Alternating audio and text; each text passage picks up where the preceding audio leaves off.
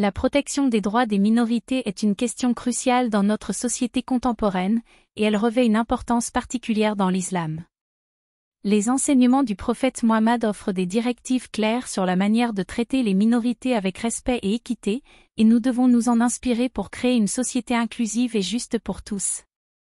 Le prophète Mohammed a valorisé la diversité et a encouragé ses adeptes à traiter toutes les personnes, quelle que soit leur religion, leur origine ethnique ou leur statut social, avec respect et dignité.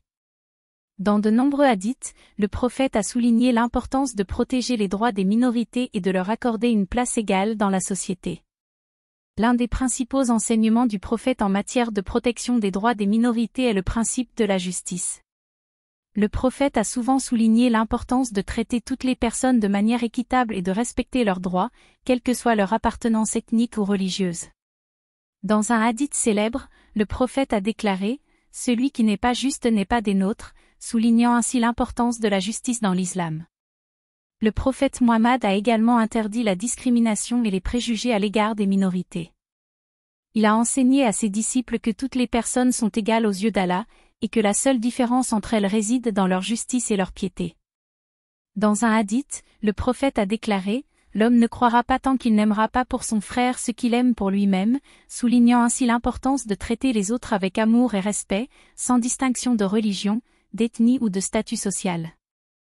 Le prophète Mohammed a également encouragé ses disciples à protéger les droits des minorités en instaurant des mesures spécifiques pour garantir leur sécurité et leur bien-être. Dans la Constitution de Médine, le prophète a accordé aux minorités des droits religieux et civils, et s'est engagé à les protéger contre toute forme de discrimination ou d'abus. Cette charte historique reconnaît la pleine autonomie des minorités religieuses et garantit leur liberté de culte et de pratique religieuse. Le prophète Mohammed a également montré l'exemple en traitant les minorités avec respect et compassion. Il a souvent été en contact avec des membres de différentes communautés religieuses, et a toujours cherché à établir des relations positives et constructives avec eux. Dans un hadith, le prophète a déclaré « Le meilleur d'entre vous est celui qui est le meilleur envers sa famille », soulignant ainsi l'importance de traiter les autres avec gentillesse et respect, qu'ils soient musulmans ou non. En suivant les enseignements du prophète Mohammed, nous pouvons construire une société harmonieuse et inclusive où les droits des minorités sont pleinement respectés et protégés. En traitant toutes les personnes avec respect et dignité, en promouvant la justice et en combattant la discrimination, nous pouvons créer un monde meilleur pour tous. Il est de notre devoir en tant que musulmans de mettre en pratique ces enseignements et de travailler ensemble pour édifier une société où chacun peut vivre en paix et en harmonie, quelle que soit son origine ou sa religion. En conclusion, la protection des droits des minorités est au cœur de l'enseignement du prophète Mohammed, qui a encouragé ses disciples à traiter toutes les personnes avec équité, respect et compassion. En suivant ces principes, nous pouvons construire une société juste et inclusive où les droits de chacun sont respectés et protégés.